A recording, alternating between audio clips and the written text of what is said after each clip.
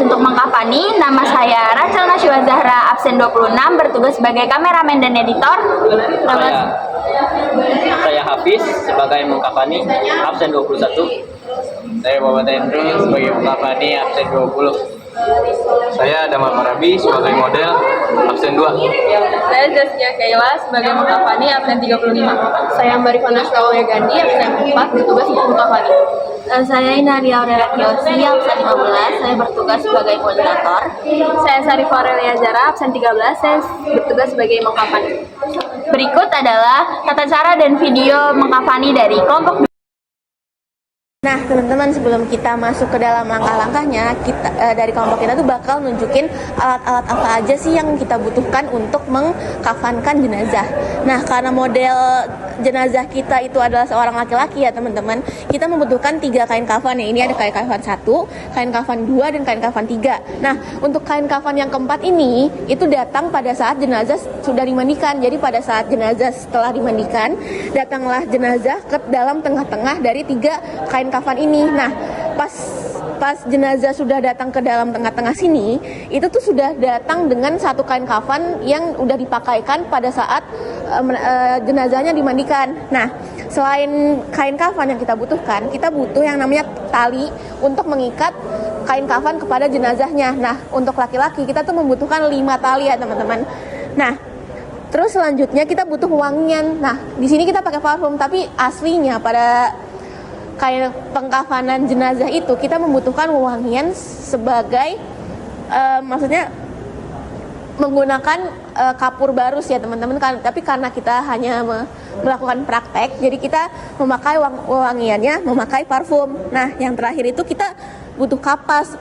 Kapas itu untuk apa? Yaitu untuk menutupi lubang-lubang yang takutnya sisa-sisa cairannya itu masih ada teman-teman, kayak misalnya lubang hidung, lubang kuping, dan juga lubang mulut.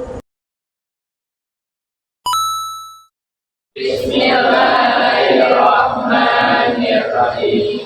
Nawaitu tamfina hadzal mayyit fardhu kifayati lillahi ta'ala. Nah, karena tadi kita udah ngejelasin tentang alat-alatnya itu apa aja, sekarang kita masuk ke langkah-langkahnya ya teman-teman. Nah, pada saat awalnya itu kita tuh harus membariskan ini 5 tali ini yang tadi udah saya sebutkan. Jadi 5-nya di bagian 1, 2, 3, 4, dan yang terakhir itu 5 itu ada di bagian ujung kakinya untuk mengikat jempolnya teman-teman. Nah setelah dari tali-talinya sudah disusun, lanjutlah kita menyusun 3 kain kafan ini di atas dari tali-talinya ini. Kenapa sih bagian talinya itu harus di awal? Kenapa enggak nanti aja pas udah dilipat ke dalam jenazahnya? Nah karena ini tuh untuk memudahkan teman-teman. Jadi pada saat jenazah sudah ada di dalam tengah-tengah dari kain kafan ini, pada saat sudah digulung ke dalam jenazahnya, kita bisa langsung untuk mengikat dari tali-talinya ini satu sama lain, karena lebih mudah kayak gitu. Nah kalau misalnya kita lihat di sini ya teman-teman, ada kain kafan 1, 2, dan 3. Nah jadi kain kafan 1 itu ada di tengah-tengah, dan kain kafan 2 dan 3 itu ada di dalam tengah-tengah dari kain kafan 1 ini teman-teman. Nah pada saat ini jenazah datang ke dalam tengah-tengah di sini.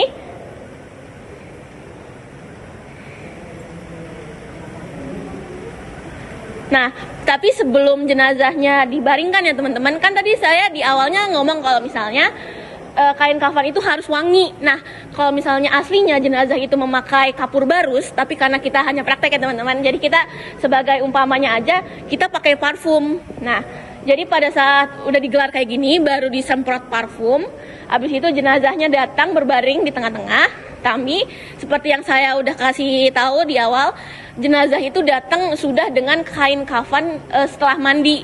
Jadi jenazah itu sudah tertutup ya teman-teman.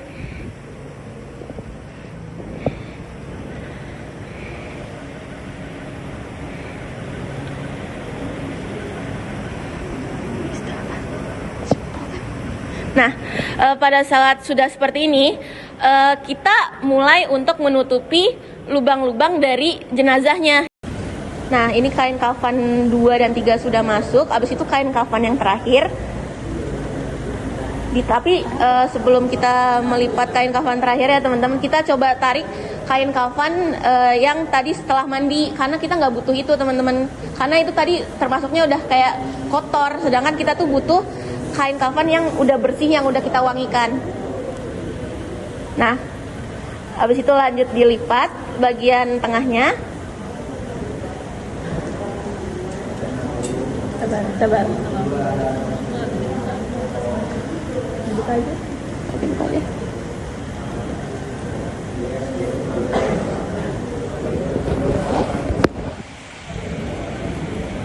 Nah, setelah dilipat yang bagian terakhir ya teman-teman, pastikan tuh bagian muka jenazahnya itu tidak tertutupi teman-teman, karena kalau misalnya kita tutup, biasanya tuh kan kalau misalnya kita setelah ada pengajian di rumah kita kan orang-orang yang datang itu misalnya ada orang yang random nih, nggak tahu yang meninggal tuh siapa. Jadi kalau misalnya kita udah masuk ke dalam ininya, kita bisa ngeliat nih kayak, oh jadi ternyata yang meninggal ini gitu teman-teman.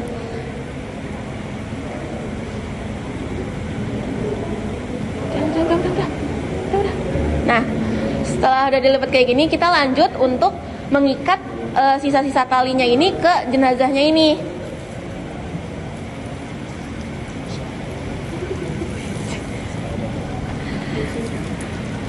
Ada di bagian kaki, di bagian lutut, di bagian dada, bagian atas kepala, dan juga di bagian pinggang.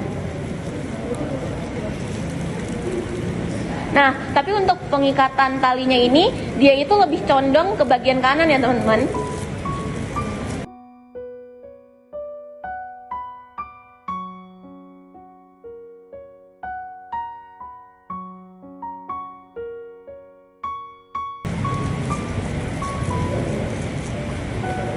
Dada. Nah.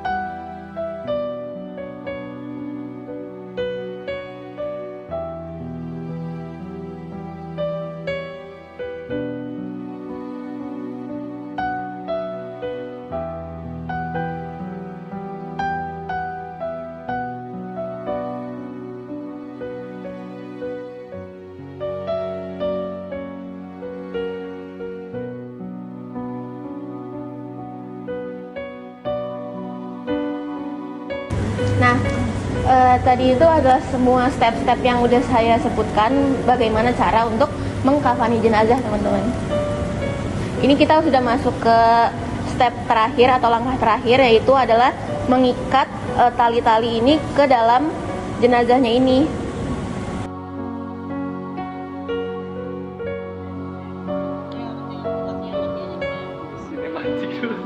Bagaimana cara untuk mengkafani jenazah yang benar dan baik? Segitu saja mungkin dari kelompok 2 kami